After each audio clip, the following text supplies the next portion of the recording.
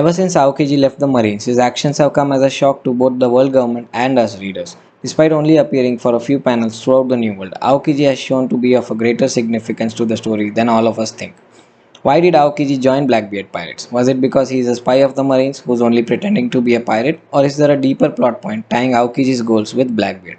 Will Aokiji betray Blackbeard in the end and save Kobe? What if I told you that the setup of Aokiji being in cahoots with Blackbeard was shown all the way back in Dressrosa, and that Aokiji sold some significant information to Blackbeard to earn his trust and tag along as a member of his crew?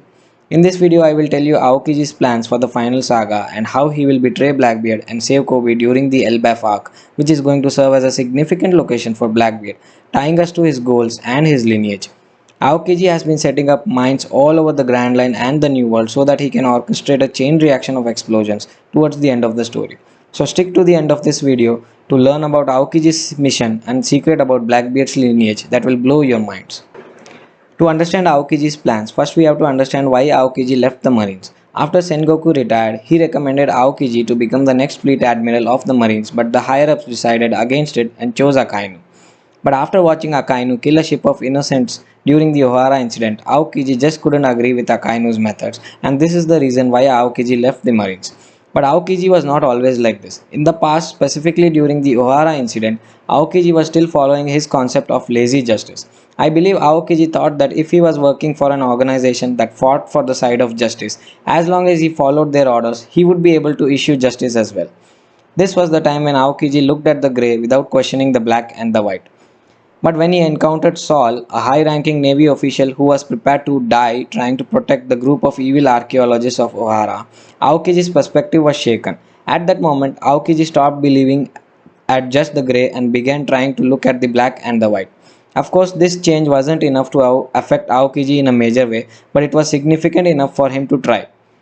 And Aokiji did just that. He tried looking outside the bubble of Marines, which in turn led him to freeze Saul using a move called Ice Time Capsule, a move that was powerful enough to put the target in a temporary state of stasis that would preserve their body until the effect was over. Not only did Aokiji save Saul, he also let Nico Robin escape. At that moment, Aokiji was only trying to test whether the Marines provided actual justice or Aokiji did. Of course, Aokiji will not get an answer for his actions till way later in the story.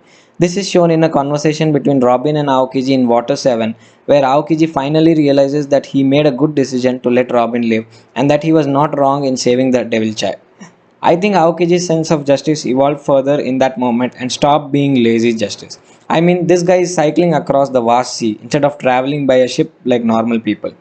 Which aspect of it is lazy? After this incident, Aokiji has followed his own sense of justice, but at some point it became impossible for him to carry out things without going under the radar of Marines, especially so with Akainu overseeing him and being an exact opposite of Aokiji's beliefs. That's why Aokiji left the Marines, but he is still following his own sense of justice. This statement is more solidified when you consider the conversation between Aokiji and Smoker on Punk Hazard, where we see Aokiji reassuring Smoker that he is still the same person that Smoker knows, and that he became an outlaw because it gave him freedom to carry out his own plans. This is a major plot point that proves that Aokiji is not evil.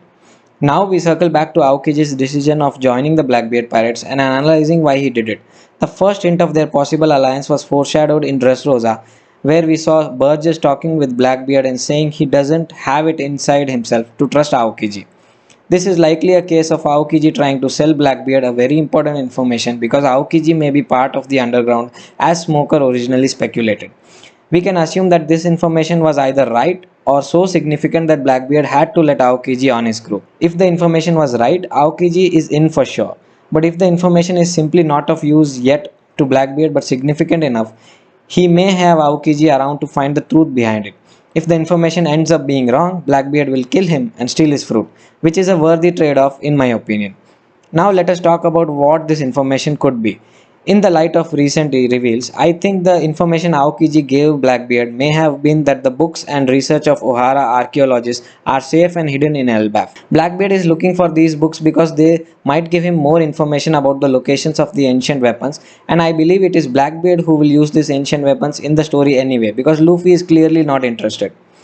But that is not all. Would you believe me or would you label me as a madman if I told you that Blackbeard is also an orphan of Ohara?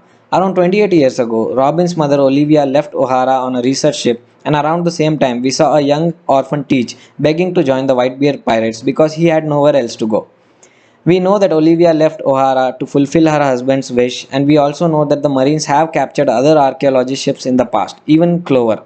It is likely they killed Olivia's husband due to him having researched too much, and the same happened with Olivia's crew as well. Now, it is not impossible to say that Blackbeard was in fact part of the ship that belonged to Olivia's husband, and that he may have been the only survivor of the attack. It may be on that ship where he also finds the book about the devil fruits. This speculation is enforced by the fact that Olivia and Blackbeard wore the same kind of hat 28 years ago, only difference being that the Blackbeard hat was damaged. Another point is Oda actually telling us the occupations of supernovas in real life and Blackbeard's was historical research.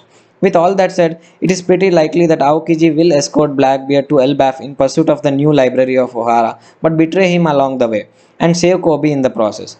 We don't know if Aokiji will succeed or not, but I can say for sure that Kid will be involved as well. And this would make Blackbeard having encountered two of the three pirates in alliance from the worst generation, leaving only Luffy.